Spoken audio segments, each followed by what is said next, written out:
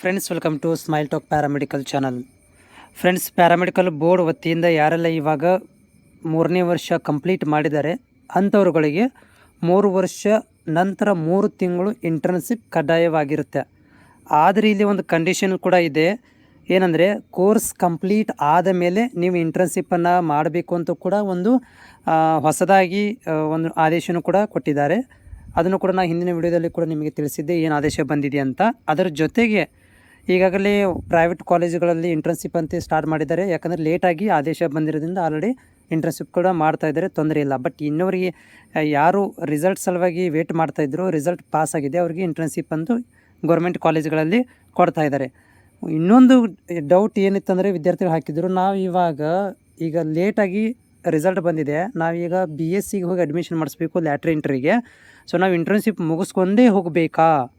ಯಾಕಂದರೆ ಈಗ ಇಂಟರ್ನ್ಶಿಪ್ ಮುಗಿಸೋಗೋಡ್ದು ಏನಾಗುತ್ತೆ ಅಂತಂದರೆ, ಮುಗಿಸಿ ಹೋಗಿದ್ರೆ ಆವಾಗ ಅಡ್ಮಿಷನ್ ಕ್ಲೋಸ್ ಆಗಿರುತ್ತೆ. ಅದು ಮ್ಯಾನೇಜ್ಮೆಂಟ್ ಸೀಟ್, ಫಾರ್ ಎಕ್ಸಾಂಪಲ್ ಯಾರೋ ಒಬ್ಬರು ಮ್ಯಾನೇಜ್ಮೆಂಟ್ ಸೀಟ್ ಹೋಗ್ತಾ ಇದ್ದಾರೆ.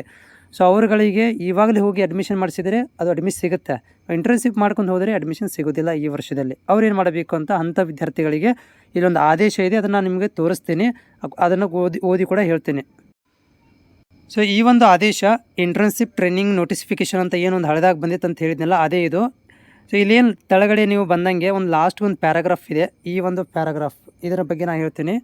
ಸೊ ಯಾರಿಗೆ ಇವಾಗ ನೀವು ಕೋರ್ಸ್ ಕಂಪ್ಲೀಟ್ ಆಗಿದೆ, ಪಾಸು ಆಗಿದ್ದಾರೆ, ನೀವು ಇಂಟರ್ನ್ಶಿಪ್ ಮಾಡ್ದೇ ನೀವು ಏನು ಮಾಡ್ಬೋದು, BSc ಹೋಗಿ ಅಡ್ಮಿಷನ್ ಮಾಡಿಸ್ಕೋಬೋದು. ಇಲ್ಲಿ ಏನು ಹೇಳಿದ್ದಾರೆ ಅಂತಂದರೆ, in case of any student takes up admission for the higher education, ಯಾವುದಾದ್ರೂ ವಿದ್ಯಾರ್ಥಿ ಏನಾದರೂ ಹೈಯರ್ ಎಜುಕೇಷನ್ಗೆ ಅಡ್ಮಿಷನ್ ತೊಗೊಂಡ್ರೆ in the same course such student internship training will be exempted.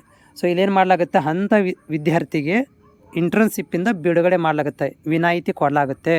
Internship ಅವರಿಗೆ ವಿನಾಯಿತಿನ ಕೊಡಲಾಗುತ್ತೆ, ಇಂಟರ್ನ್ಶಿಪ್ ಮಾಡುವಂಥ ಅವಶ್ಯಕತೆ ಇಲ್ಲ. ಇನ್ ಕೇಸ್ ಆಫ್ ಅವರು DMLTಯಿಂದ, ಉದಾಹರಣೆ ಎಕ್ಸಾಂಪಲ್, DMLTಯಿಂದ BSc MLTನೋ ಅಥವಾ DMITಯಿಂದ BSc ಇಮೇಜಿಂಗ್ ಟೆಕ್ನಾಲಜಿನೋ ಅಥವಾ ಡಯಾಲಿಸಿಸ್ DDTಯಿಂದ BSc ಡಯಾಲಿಸಿಸ್ಗೆ ಹೋಗಬೇಕು ಅಂತಂದರೆ ಅವರುಗಳಿಗೆ ಕಡ್ಡಾಯವಾಗಿ ಏನೋ ಇಂಟರ್ನ್ಶಿಪ್ ಇರುವುದಿಲ್ಲ. ಅಂಥ ವಿದ್ಯಾರ್ಥಿಗಳು ಇಂಟರ್ನ್ಶಿಪ್ ಮಾಡುವಂಥ ಅವಶ್ಯಕತೆ ಇಲ್ಲ, ಅವರು ಧಾರಾಳವಾಗಿ ಹೋಗಿ ಅಡ್ಮಿಷನ್ ತೊಗೋಬಹುದು. ಇದನ್ನು ಎಲ್ಲಿ ಕೊಟ್ಟಿದ್ದಾರೆ ಅಂದರೆ ಈ ಒಂದು ಆದೇಶದಲ್ಲಿ ಕೊಟ್ಟಿದ್ದಾರೆ.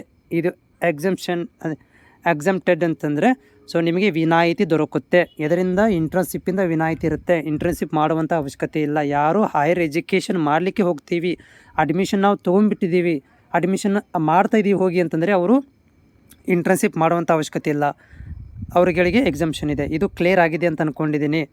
ಇಲ್ಲ ಸರ್, ನಮಗೆ ನಾವು ಹೈಯರ್ ಎಜುಕೇಷನ್ ಹೋಗೋದಿಲ್ಲ, ನಾವು ಮ್ಯಾರೇಜ್ ಮಾಡ್ಕೊಂಡು ಹೋಗ್ತಾ ಇದ್ದೀವಿ, ನಾವೇನು ಮಾಡಬೇಕು, ಅಥವಾ ನಾವು ಬಿಸ್ನೆಸ್ ಮಾಡ್ಲಿಕ್ಕೆ ಹೋಗ್ತೇವೆ, ನಾವೇನು ಮಾಡಬೇಕು ಅಂತಂದರೆ ಅದಕ್ಕೆ ಇಲ್ಲಿ ಯಾವುದೇ ಥರಂಥ ಗೈಡ್ಲೈನ್ಸ್ ಇಲ್ಲ. ಅದಕ್ಕೆ ಇಂಟರ್ನ್ಶಿಪ್ ನಾವು ಮಾಡಬೇಕಾಗತ್ತೆ. ಓನ್ಲಿ ಹೈಯರ್ ಎಜುಕೇಷನ್ ನೀವು ಹೋಗ್ತೀನಿ ಅಂದರೆ ಮಾತ್ರ ಏನಿಲ್ಲಿ ಇಂಟರ್ನ್ಶಿಪ್ ಮಾಡುವಂಥ ಅವಶ್ಯಕತೆ ಇಲ್ಲ, ಆ್ಯಸ್ ಪರ್ ದ ಈ ಒಂದು ನೋಟಿಫಿಕೇಷನ್ ಪ್ರಕಾರ.